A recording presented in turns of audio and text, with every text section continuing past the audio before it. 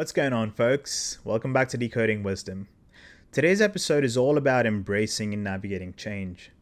And it stems from a conversation I had with a mate of mine the other day where we were discussing change, and they mentioned how they were scared of change, of the uncertainties and ambiguity that comes with it.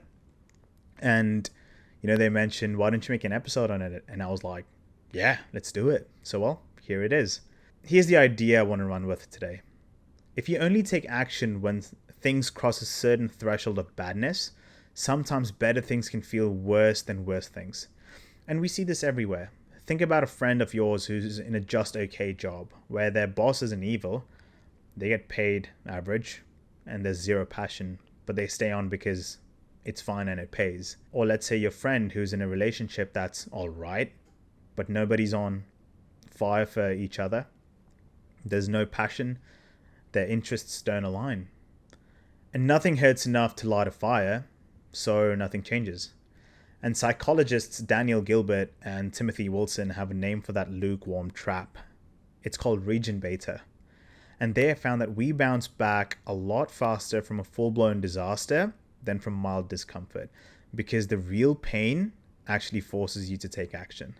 Now, an easy example of this is when you break a leg. I hope you haven't. But if you have, you're on crutches and rehab straight away. And if you sprain an ankle, you limp for weeks. Now, as a cricketer and a sports person, I could tell the amount of times I've played through injuries, forced myself to play. Yeah, astounding. But at the same time, it would have been much better if I did something, because when injuries linger on, they have side effects and they're not fun. Aside from that, I have camped in region beta myself. In my last year of living in England, everything was perfectly fine. Everything was chugging along, besides Brexit. And what started happening was, I was missing meaning though. And when I finally decided to move to Canada, and I did, the loudest feeling was of pure regret, which was, why didn't I bail sooner? So a lot of times, why do we stick though in this weird position in region beta? Last week's episode with Hendrine Hussain, we discussed this idea of sunk cost fallacy, which is, I've already poured 3 years into something, let's say. I can't throw it away now.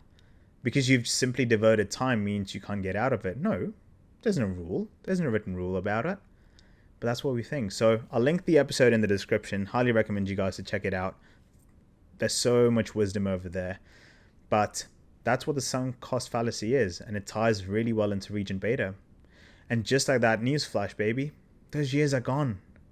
They're yesterday's receipts. And keeping that average job because you just have had it for a while and if you've devoted time is exactly how time flies by. And one thing I've realized this year is how quickly time flies. I mean, I started the podcast in January. The first episode came out in February, and we're in May already. We're closing to halfway point of the year. That's insane. Now, picture that you've finally taken the leap of faith. You finally jumped. Phenomenal. Good for you. Only nobody tells you, about the hallway that follows, which is this loneliness chapter, or the loneliness middle. And when I was looking into this, it's a personal feeling that I've gone through, personal phase, I would say. But at the same time, one of my mentors, virtual mentors and inspiration, Chris Williamson, I was watching his podcast the other day when researching change and came across an excerpt that he said. And I'm going to read it out to you guys because who knows, it might help you guys as well. So here it is. There is a period in everyone's journey where they are so different because they've started to do things that no longer fit with their old set of friends, but they've not sufficiently developed enough that they've gained a new set of friends.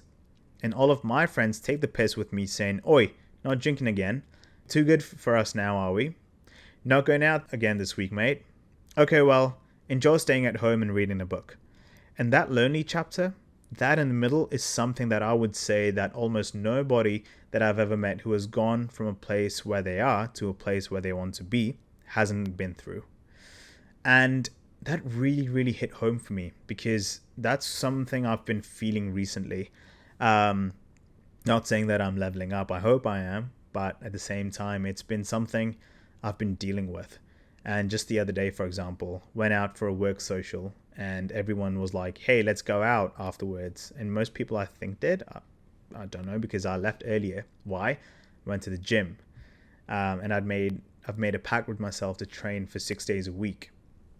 And I just didn't want to go out because the opportunity cost in my head was like, if I go to the gym, mental peace, health. If I go out, spending more money, poor recovery. So I was like, no, gym makes more sense.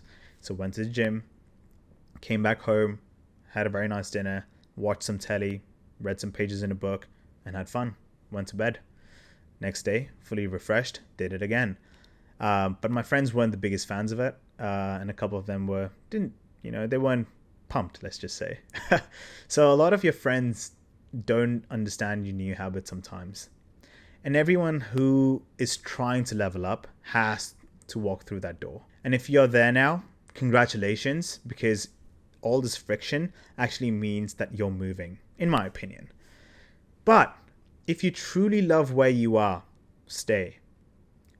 But if there's a North Star version of you waving from the future, that road is paved with discomfort.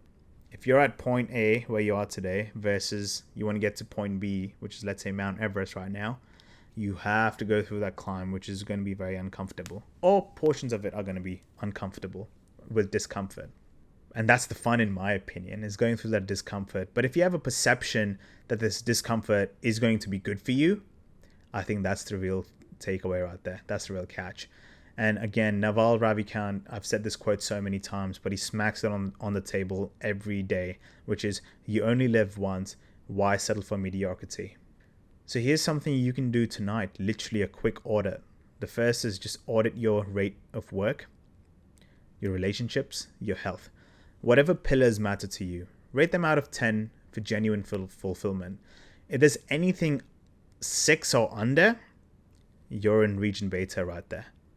The second is, write the cost of doing nothing. What's the price you pay for inaction? Is it boredom tax, stress tax, years you'll never be able to reclaim of your life? That sounds very, very philosophical, but it is, because you'll never get it back. So make it feel expensive, because it really, really is expensive. And the third one is, pick one tiny move. Maybe it's, a tough chat with yourself, your family maybe. If you're planning to move out, what's the harm in booking a flat viewing? Go check it out. If you're looking to move jobs or move countries, start networking. Cadence beats heroics every single time. And while you're waiting for that new crew to show up, look where they hang out. Maybe it's certain networking events, certain meetups, weird niche podcasts, potentially. Because familiar faces shrink that lonely hallway. But along the way, you will find people. I can guarantee you that. And then Friday night book club won't last forever. So here's the bottom line. It's better to jump while it's elective than wait until it's mandatory. And this whole concept of fine can glue you in a place longer than being awful. And sunk costs are yesterday's receipts. And again, remember Naval, you only live once. So why on earth would you want to settle for mediocrity? So if you're pitching a tent in the region beta tonight, maybe sketch the exit plan before the ceiling starts to cave in. And thanks for hanging out today.